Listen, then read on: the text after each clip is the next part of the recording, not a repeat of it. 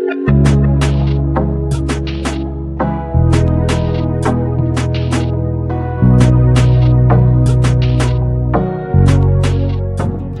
મિત્રો, કેમ છો બધા મજામાં છો? તો આજે આપણે તેલમાં શાક પાઈએ તેના વિશે વિડીયો બનાવવાનો છે મિત્રો.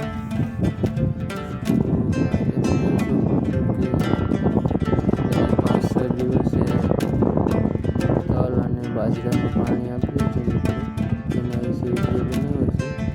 આ તમે જોઈ શકો છો કે આ રીતના ખેતર થઈ ગયું છે આપણું, અને પછી એમાં આપણે પાણી આપ્યું છે. ક્યાંક ઉગી ગયા છે તો આ તમે જોઈ શકો છો મિત્રો. આ રીતના આપણે પાણી આપીએ છીએ અને આપણે શાક પાઈએ તેમ કહેવામાં આવે છે મિત્રો. તો આ તમે જોઈ શકો છો આ રીતના આપણું ખેતર થઈ ગયું છે.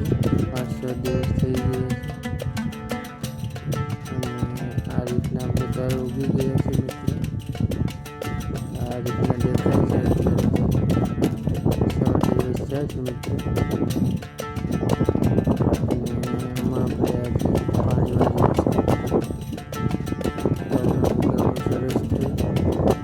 આ તમે જોઈ શકો છો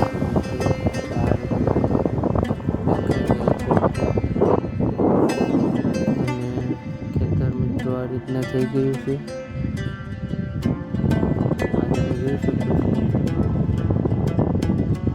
આ છે તે બાજરો છે મિત્રો.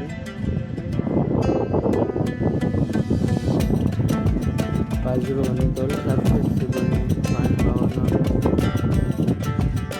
આ તમે જોઈ શકો છો મિત્રો.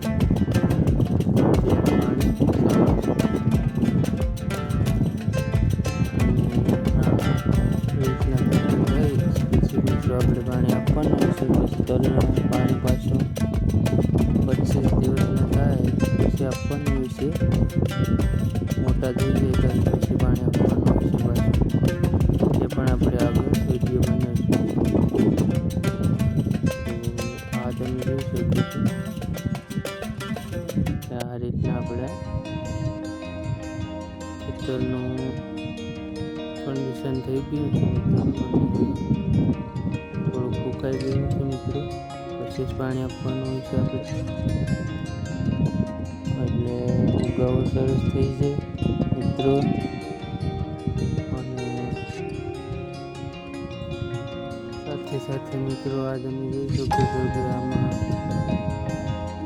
આ રીતના આપણે પાણી જાય છે.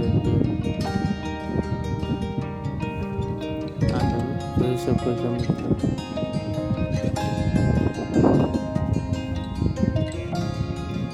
છે મિત્રો જે આપણે પાઇપિંગ જોઈશું મિત્રો. તમે જોઈ શકો છો. અને અત્યારે આ બાજુનો ભાગ છે જેમાં આપણે પાણી ચાલુ છે. તમે જોઈ શકો છો આ રીતના જ્યારે પાણી જાય છે અત્યારે.